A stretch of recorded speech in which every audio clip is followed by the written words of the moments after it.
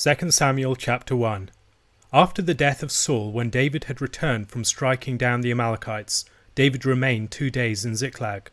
And on the third day, behold, a man came from Saul's camp, with his clothes torn and dirt on his head. And when he came to David, he fell to the ground and paid homage. David said to him, "Where do you come from?" And he said to him, "I have escaped from the camp of Israel." And David said to him, "How did it go? Tell me." And he answered, "The people fled from the battle, and also many of the people have fallen and are dead, and Saul and his son Jonathan are also dead." Then David said to the young man who told him, "How do you know that Saul and his son Jonathan are dead?"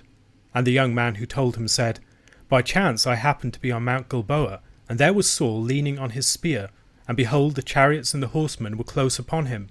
And when he looked behind him, he saw me, and called to me. And I answered, 'Here I am.' And he said to me, 'Who are you?' I answered him, 'I am an Amalekite.' And he said to me, 'Stand beside me and kill me, for anguish has seized me, and yet my life still lingers.' So I stood beside him and killed him, because I was sure that he could not live after he had fallen. And I took the crown that was on his head, and the armlet that was on his arm, and I have brought them here to my lord." Then David took hold of his clothes and tore them, and so did all the men who were with him. And they mourned and wept and fasted until evening for Saul and for Jonathan his son, and for the people of the Lord and for the house of Israel, because they had fallen by the sword. And David said to the young man who told him, "Where do you come from?" And he answered, "I am the son of a sojourner, an Amalekite." David said to him, "How is it that you were not afraid to put out your hand to destroy the Lord's anointed?" Then David called one of the young men and said, "Go execute him." And he struck him down so that he died. And David said to him, "Your blood be on your head, for your own mouth has testified against you, saying, 'I have killed the Lord's anointed.'" And David lamented with this lamentation over Saul and Jonathan his son, and he said it should be taught to the people of Judah. Behold, it is written in the book of Jasher. He said, "Your glory, O Israel, is slain on your high places. How the mighty have fallen! Tell it not in Gath, publish it not in the streets of Ashkelon, lest the daughters of the Philistines rejoice, lest the daughters of the uncircumcised exult. You mountains of Gilboa, let there be no dew or rain upon you, nor fields of offerings.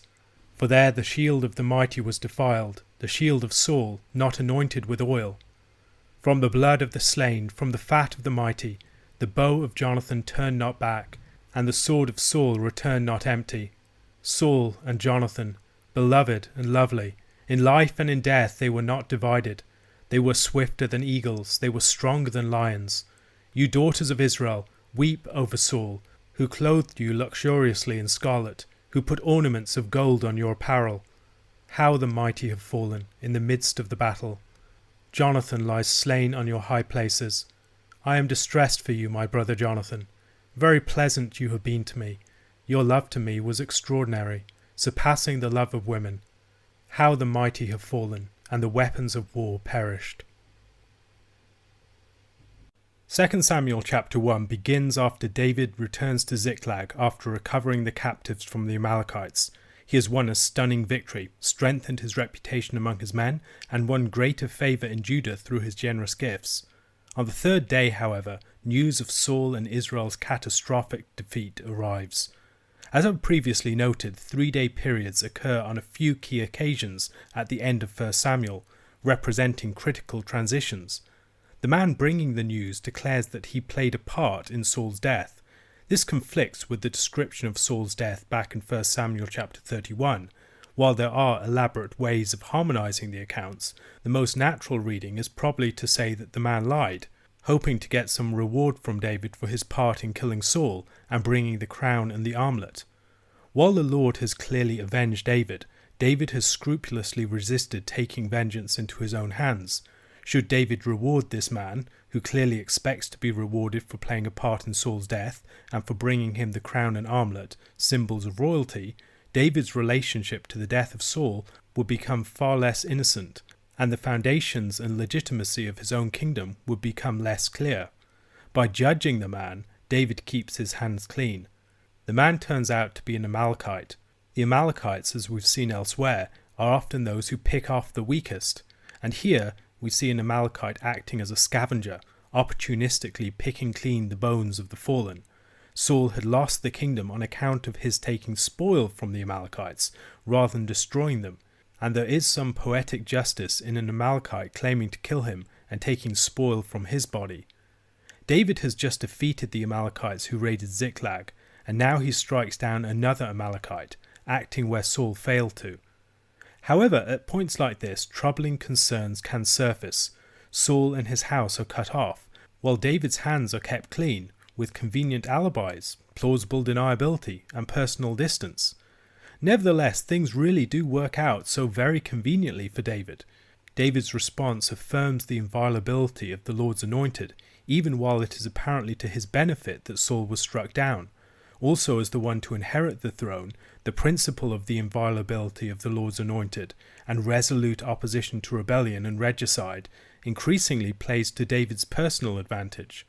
David's magnanimity to the house of Saul and his mourning over the deaths of Saul and Jonathan are likely genuine and unfeigned. However, as Moshe Halbertal and Stephen Holmes perceptively highlight, the political expediency of such outcomes for David, coupled with the distance that David is able to maintain from them, and the posture of sorrow that he takes up relative to them, expose troubling realities about the character of politics more generally. For those whose lives are a public spectacle, like political leaders, it is almost impossible for moral behaviour not to have a tactical dimension. For instance, David not avenging himself on Nabal is moral, but it is also tactical, as avenging himself would make David into a very different sort of leader, a warlord with a vicious protection racket, whose legitimacy as a just king would always be questionable. David also gets to have his cake and eat it too in the situation with Nabal and in this situation with Saul, as the Lord avenges him against his enemy on both occasions. The problem here is that when personal morality gets entangled with questions of reputation, political legitimacy and the like, with moral actions increasingly being expedient for cynical tactical reasons, action becomes a much, much murkier area, open to all sorts of mixed motives. While I really do not believe that we should regard David as acting as a mere cynical political operative, making a public spectacle of his non-involvement in and his sorrowful response to the death of his adversary for political expediency, the essential inclarity of David's motives should unsettle us at such moments, not least as they reveal the character that our good deeds take more generally when they are performed before men. This is one reason why the realm of politics is viewed with an appropriate degree of moral suspicion, and why deep moral character is required to act faithfully within it. Even political operatives who, like David, are righteous men in their behaviour, are acting in a realm that can exert a corrosive effect upon true morality, something that I believe that we will see at points in David's life. It is very dangerous when morality becomes instrumentalized by concerns of power and status, as it so easily can in the realm of politics. David's reaction to the news of the death of Saul may surprise some readers of 1 Samuel. In that book, Saul had mercilessly pursued David and sought his life. Rather than rejoicing at Saul's comeuppance or expressing relief at the removal of his adversary, David pours out his heart in lament over the loss of Israel's king. Within David's expression of distress over the death of Saul and Jonathan, some profound yet unappreciated truths about the character of political leadership is exposed. David's song of lament is entitled The Song of the Bow. This suggests a particular emphasis upon the death of Jonathan, who is associated with the bow as a weapon both within the song and within the narrative of Samuel more broadly. Indeed, as we look at the song more closely, this accent upon lamenting the death of Jonathan may be borne out in its structure and content. The parallel between verse 19 and verse 25 might suggest that Jonathan is the glory, beauty, or gazelle of Israel that David speaks of as slain upon the high places. Jonathan is the fleet-footed warrior, like Asahel in the chapter that follows. The swift gazelle leaping and skipping in the mountains appears as a romantic image for the beloved in the Song of Solomon, chapter 2, verses 8 to 9. The voice of my beloved, behold, he comes, leaping over the mountains, bounding over the hills. My beloved is like a gazelle or a young stag. The image of the gazelle reappears in chapter 2, verse 17, and also in the concluding lines of the song in chapter 8, verse 14. Jonathan is Israel's gazelle. He's the beloved of the people and their glory. His death robs Israel of its bridegroom and favourite son. David is concerned that the deaths of Saul and Jonathan will be cause for rejoicing among the Philistines. He calls upon the land itself to mourn with him over the fallen Saul and Jonathan. You mountains of Gilboa, let there be no dew or rain upon you, nor fields of offerings. Saul and Jonathan were like strong lions and swift eagles. They were jewels crowning Israel's mountains. The weapons of Saul and Jonathan, the bow, the sword, and the shield, come to stand for Saul and Jonathan themselves. Jonathan is the bow, and Saul is the sword and the fallen anointed shield, in verses 21 and 22. David's song concludes with the declaration that the weapons of war perished. Peter Leithart observes, "The Lord's anointed king is the shield for his people." Jonathan and Saul not only had weapons, but were weapons, but now they lie unused and useless on the heights of Gilboa. Sacrificial themes also play beneath the surface of the song. Jonathan and Saul offer up blood and fat in verse 22, and they are slain on the high places. Gilboa is called upon not to provide fields of offerings in verse 21. Throughout the song, David refers to Saul and Jonathan in a way that presents them as romantic figures. Their physicality and virility are prominent throughout. They are described as possessing the strength and speed of majestic animals, identified with the action of their weapons, and described as beloved and pleasant. While David wishes that the daughters of Philistia would not rejoice at Saul and Jonathan's demise, he calls upon the daughters of Israel to weep over Saul. Saul is like a father or a bridegroom to the daughters of Israel, who dresses them in the finest apparel. David's personal grief at the death of his friend Jonathan overflows into a heart-wrenching declaration of the love between them. Jonathan, although the crown prince of Israel, had symbolically handed over his status to David. He had been loyal to David to the point of risking his life, and he had saved David from death. Jonathan's love for David was remarkable. He had demonstrated a devotion to David far beyond any woman. David's song reveals some of the deeper dynamics of political leadership. The leadership described in his song is romantic and erotic. The relationship between the king and his son and their people is shot through with love and desire. Israel's beloved gazelle, Jonathan, has perished on the high places, and her daughters mourn the loss of the king who dressed them for marriage. A land filled with the burgeoning life of awakened love now falls into the barrenness of mourning. Romantic and erotic themes are present throughout the narrative of Samuel and the early kingdom. Leaders are noted for their arresting physical appearance and by the desire and love that they provoke. Saul is head and shoulders above all of the people. He's more handsome than any other in Israel. David is ruddy, bright-eyed, and good-looking. Solomon's physical appearance is a prominent theme within his song. The king is the lover, the bridegroom, the husband of his people, a theme that is powerfully illustrated by the Song of Solomon. Around these figures cluster all of the ingredients of great romance, tales of daring do, the composition and playing of music, a fecundity of poetic imagery, and the affection and attention of young women. David and Solomon are the archetypal kings, not so much on account of military might or prowess, but because they are the great lovers of Israel. David's story is one of power gained through the winning of people's love. Saul loved him, Jonathan loved him, the women of Israel loved him, Michal, Saul's daughter, loved him, all of Israel and Judah loved him. And that's just up to the end of chapter 18. David, whose name means beloved, is loved by God and expresses a deep love in return. As Augustine once observed, it is the lover who sings, and David is the sweet singer of Israel. He's the one in whom Israel's devotion to the Lord bursts forth into the joy of song. The friendship between David and Jonathan reflects David's gaining of power through love. The story of their love begins with the young David being taken from his father's house and brought into the house of Saul, much as a bride would be, and as Jonathan initiates a covenant with him. David's attractive appearance, he's ruddy and bright-eyed, is not the arresting masculinity of Saul's great stature and physique, but a softer, more feminine one.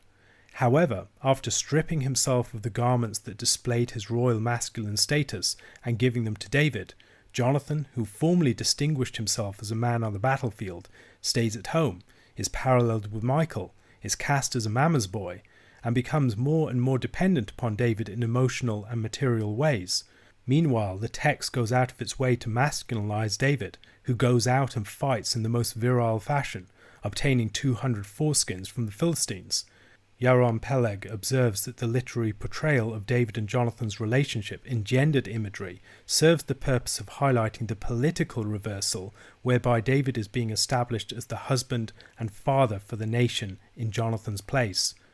Within David's Song of Lament, we witness the romance and the eros of political leadership. This romantic political lament is not without modern parallel. Jackie Kennedy's appropriation of the line from the musical, "Don't let it be forgot that once there was a spot for one brief shining moment that was known as Camelot," describes one such tragic modern political romance in a manner redolent of David's lament.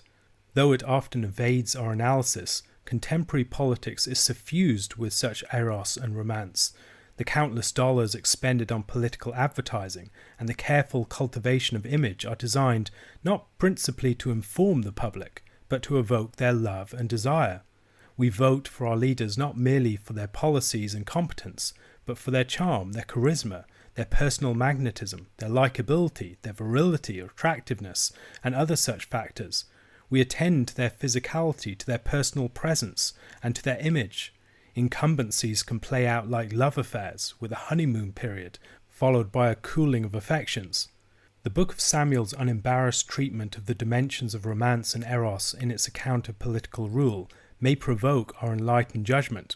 Leery as we can be of the superficiality of image-based politics, we may appeal to the Lord's example of looking beyond the outward appearance, searching for virtues such as economic prudence, political intelligence, and the like. Yet the rest of the text of the Book of Samuel suggests that, in choosing a leader, God looked primarily for a fitting lover for his people, and that even though the appearance of such a person wasn't sufficient to fit them for rule, it wasn't unimportant either. Perhaps in our pretensions to a rationality that exceeds the eros of politics, we leave ourselves unprepared to reckon with its necessary presence, and hence more vulnerable to its vicissitudes. Reflection upon the erotic politics of Samuel may prove helpful, alerting us to its continuing power and importance in our own day. A question to consider: the ambivalent character of morality in the realm of political spectacle, where moral actions can so easily be cynically instrumentalized for the sake of power, self-advancement, social standing, as they almost unavoidably play out in ways that shape and often build up people's reputations, is by no means exclusive to politics. Nor, for that matter, is it something that people can easily opt out of. If people are within the realm of the spectacle, the character and the motivations of their actions, even if they are righteous, will be cast into a sort of shadow. What are some of the other contexts in our day where such dynamics can play out? How can we be on guard against them? Are there any ways in which we can resist them? Romans chapter 13. Let every person be subject to the governing authorities, for there is no authority except from God, and those that exist have been instituted by God. Therefore whoever resists the authorities resists what God has appointed, and those who resist will incur judgment. For rulers are not a terror to good conduct, but to bad. Would you have no fear of the one who is in authority? Then do what is good, and you will receive his approval, for he is God's servant for your good. But if you do wrong, be afraid, for he does not bear the sword in vain, for he is the servant of God, an avenger who carries out God's wrath on the wrongdoer. Therefore one must be in subjection, not only to avoid God's wrath, but also for the sake of conscience. For because of this you also pay taxes, for the authorities are ministers of God, attending to this very thing. Pay to all what is owed to them, taxes to whom taxes are owed, revenue to whom revenue is owed, respect to whom respect is owed, honour to whom honour is owed. Owe no one anything except to love each other, for the one who loves another has fulfilled the law. For the commandments, you shall not commit adultery, you shall not murder, you shall not steal, you shall not covet, and any other commandment are summed up in this word: you shall love your neighbour as yourself. Love does no wrong to a neighbour, therefore love is the fulfilling of the law. Besides this, you know the time, that the hour has come for you to wake from sleep, for salvation is nearer to us now than when we first believed. The night is far gone, the day is at hand. So then let us cast off the works of darkness, and put on the armour of light. Let us walk properly as in the daytime, not in orgies and drunkenness, not in sexual immorality and sensuality, not in quarrelling and jealousy, but put on the Lord Jesus Christ and make no provision for the flesh to gratify its desires. Romans chapter 13 is one of the more controversial passages in Paul. Paul's brief statements about our relation to the authorities within it seem to proceed from an exceedingly conservative political vision, one that has troubled many, especially those who have hoped for somewhat more support for political radicalism from an apostle for whom Christ's universal lordship is such a prominent theme. However, as is often the case with Paul, closer examination may reveal a more subtle picture than we initially supposed. As usual, one of the first things that we need to do is to read these verses in their context, both the wider context and the more immediate one. The wider context of the letter speaks of the great act of God's grace in Christ, by which God's saving righteousness is realized in a manner which puts the ungodly in good standing with God, while manifesting and upholding the just order of the world. Christ declared to be the Son of God by the resurrection from the dead, and the good news of his reign is to be spread to all nations, calling people to the obedience of faith. Clearly, in the light of such a message, governments cannot simply go on as if nothing had ever happened. Although Paul's statement at this juncture should not be expected to present a full account of the impact of Christ's lordship upon the realm of earthly government, we should read it aware that it belongs within such a larger picture. In the more immediate context of the preceding chapter, we also have teaching about not avenging ourselves, which provides important background for the discussion of the ruler as an avenger, serving God and carrying out God's wrath. Beyond this, Paul has also just been teaching about how we relate to those outside the faith. His emphasis upon living at harmony and at peace with others is particularly important. Contrary to what some suppose, there is a very great deal that Christians can have in common with their non-Christian neighbours. There is no necessary conflict between Christians and their non-Christian neighbours and governments in most situations. We should be those who prioritise and seek peaceful coexistence in our societies. As the Lord addresses the Jewish exiles in Babylon in Jeremiah chapter 29 verse 7, "But seek the welfare of the city where I have sent you into exile, and pray to the Lord on its behalf, for in its welfare you will find your welfare." Even where harmony clearly does not exist, Paul has already taught about the importance of blessing those who persecute us. The persecutors of the early Christians were often those in government. Even in the context of the admittedly early reign of Nero, and the commonality of suffering at the hands of the authorities for Christians, Paul can speak as if the ordinary relationship between Christians and government is one of respectful and obedient submission, and he does not seem to be excessively concerned to articulate the potential, and I believe quite real, exceptions to or qualifications of this that we might so desire. Paul, we should remember, was a man often imprisoned, beaten, and otherwise mistreated by authorities of various types, yet who spoke of these authorities as an obedient citizen, rather than as a vengeful revolutionary. He served a Lord who had been unjustly condemned by the religious leaders of his people, and crucified by the empire of which he was a citizen. Paul had also been a participant in events such as the martyrdom of Stephen, so he was well aware of the evil that could be done in the name of authorities. He was not someone who viewed authorities with rose-tinted spectacles or had any illusions about their character. If we consider carefully whose words we're reading, we might realize that Romans chapter 13 verses 1 to 7 are far more radical than we might have supposed. Some have debated whether Paul's statements were merely for Christians in that immediate time and context, telling them to submit to rulers who weren't so bad. However, there is nothing in Paul's statements here that suggests such narrow scope, nor should we believe that the rulers were really that good. Besides, a broader application to his words resonates with what we find Scripture teaching elsewhere. Paul charges his readers to be subject to the governing authorities. Government as such is ordained and intended by God, and both Christians and non-Christians alike ought to submit to it. Clearly, there are various forms that government can take, and the associated forms of subjection can vary accordingly. What it means and looks like to be subject to a modern democratic government is rather different from what it would have meant for the Roman Christians to submit to the emperor and the various officials of the empire. Nevertheless, Paul here teaches that we must subject ourselves to non-reciprocal human structures wherein we are commanded and have obligations laid upon us. He grounds this duty upon the fact that all authority ultimately derives from God's own authority, and that the actually existing authorities have been established by God. We might here recall Jesus' words to Pilate in John chapter 19 verse 11.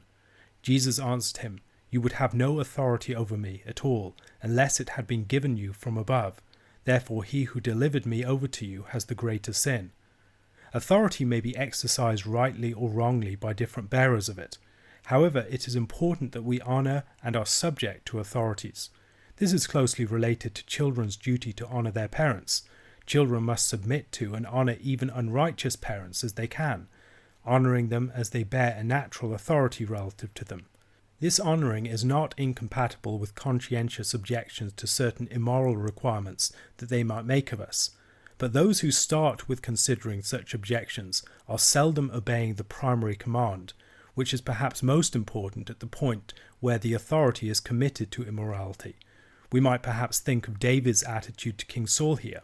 Even after Saul had killed the priests and pursued him without a cause in order to kill him, David still refused to strike the Lord's anointed and addressed Saul with humility and with honour. How does God institute authorities? First, we should recognize that authority is less something that human beings construct from scratch in the world, in the great, for instance, founding events of social contracts imagined by some modern political theorists. Rather, authority is something that emerges more organically and unpredictably in society, and as Paul believes, is raised up by God. Authority emerges in God's providence. We should begin to recognize a demythologizing dimension to Paul's teaching here. In a society with an emperor cult, for instance, the statement that the authorities are providentially raised up by God, and by implication can be brought low or removed in a similar fashion, is a somewhat deflationary account compared with the grand myths of the empires and kingdoms of the day. Authority is fundamentally a gift that God has given to humanity, and not just authority as such, but also the various actually existing authorities. Our world stripped of authorities would not be a good place. In the ordinary and divinely intended state of affairs, rulers function as a terror to evildoers, not to the righteous. There are clearly exceptions to this, as Paul well knew, even from his own personal experience. However, he is talking about the normal situation, not the exception here. Authority was given by God in places such as Genesis chapter 9 verses 5 to 6 as a means of dealing with malefactors. "And for your lifeblood I will require a reckoning. From every beast I will require it, and from man. From his fellow man I will require a reckoning for the life of man. Whoever sheds the blood of man, by man shall his blood be shed. For God made man in his own image." A proper relationship to authority should seek the approval of those in authority over us through righteous submission. A fundamental posture of resistance to authorities is a resistance to God's appointment. While there may be times that we cannot submit in good conscience out of a desire to maintain peace, we will not be seeking out such occasions. When we encounter them, we need to behave in a way that recognizes and honors authority, even while we resist its unlawful impositions upon us. Oliver O'Donovan has remarked upon the radical character of Paul's statement here, arguing that, while in the light of Christ's victory it is nonetheless God's purpose that the structures of the old age continue to exercise their sway, the manner in which and the purpose for which they do so has been fundamentally reconceived. He writes, "That purpose is judgment. Government is an avenger to visit wrath on the wrongdoer. Correspondingly, as judgment in the ancient world always has in mind a decision between two parties, as in our civil rather than our criminal jurisdiction, it is also to praise the party who has acted rightly. This exactly reflects the concept of mishpat in the Old Testament. What has now changed is the privileging of this aspect of governmental authority, so that the whole rationale of government is seen to rest on its capacity to effect the judicial task. St. Paul's new assertion is that the performance of judgment alone justifies government, and this reflects his new Christian understanding of the political situation. Reconceiving government in terms of the execution of judgment, once again there is a humbling of it. The ruler is a servant of God, not a God himself. He has a commission and a standard by which he himself can be judged, and a master to whom he is answerable. The ruler is a steward of God's authority, not someone with independent authority of his own. The ruler is also charged to perform as God's servant, something that we are not permitted to do as individuals, in executing vengeance on wrongdoers. Paul explicitly taught that Christians should not avenge themselves, but here teaches that the authorities can minister God's vengeance. We might again recall Genesis chapter 9 verses 5 to 6. Beyond our need to subject ourselves to the authorities to avoid the wrath of God that the authorities minister then, we must also subject ourselves out of a conscientious recognition of them as God's servants. When we encounter authorities, we should render them their due honour, also acting towards them in ways that will sustain their authority, through the payment of taxes and the rendering of respect and honour. We don't get to bargain about taxes, or to decide what we think that they should be expended on. Rather, we pay authorities the tribute that we are obligated to give them. Just as we don't get to pick and choose what taxes we pay, we don't get to pick and choose what laws we obey. We respect the authorities as servants of God and ministers of the good of society. This doesn't mean that they are always good servants. However, even a bad servant is due some honour and recognition on account of his master who has commissioned him and not yet removed him from his office. Paul now declares, "Owe no one anything." Peter Leithart observes of this, "That does not mean, as it might seem, do not become a recipient of benefits." Paul knows that everyone is needy, dependent on God and on others for almost anything. No debts means that benefits are always finally referred to a single divine patron. In the community of Jesus, the only debt is the debt of love. Thanks is owed, but it is owed for rather than to benefactors. Recipients of gifts are not indebted to the givers. They do not owe return payment. Givers do not impose burdens of gratitude on their beneficiaries. They cannot use their gifts to lord over recipients. The Father and his Son cover all debts, supplying all needs according to their riches. Such teaching undermines the structures of patronage and clientage, which were essential to many structures of rule and social power in the ancient world. Once again, Paul is subtly, yet radically reconfiguring people's relationship with authorities. The authorities are not removed, but they are demythologized, humbled, and stripped of their presumed capacity to impose obligations that once raised them up as masters, rather than as stewards and ministers of God's justice. Lest we may have forgotten, which we definitely ought not to have done, that we are still reading the book of Romans, Paul now speaks of love as the fulfillment of the law. This is what it looks like for the righteous requirement of the law to be fulfilled in us as we live by the Spirit. The law is all fulfilled in the command to love your neighbour as yourself. This, we should note, is a central point in Jesus' own teaching concerning the law in such places as the Sermon on the Mount and elsewhere. It is also found elsewhere in the New Testament, in the teaching of James, for instance. The concluding verses of this chapter are perhaps most famous as those which occasioned St. Augustine's conversion. As in several other places in the New Testament, they present Christians as living at the time of the approaching dawn, something heralded by the advent of Christ. Christians must consequently live as people of the day, abandoning the works of darkness. As some commentators have observed, the behaviours he lists are those behaviours typically encountered in the night time, with drunkenness, sexual immorality and brawling. The alternative to these is to put on the armour of light and the Lord Jesus Christ, something that Paul has associated with baptism in Galatians chapter 3 verse 27. Baptism is like donning armour that will protect us against Satan's assaults. Whenever we are tempted by the insobriety and the iniquity of the night, we must recall that we have been marked out by God's promise as children of the light, and we must turn to him for deliverance. A question to consider. What are some of the ways in which Paul's teaching here frees Christians in their relationship to the law, in their relationship to others, and in their relationship to the authorities?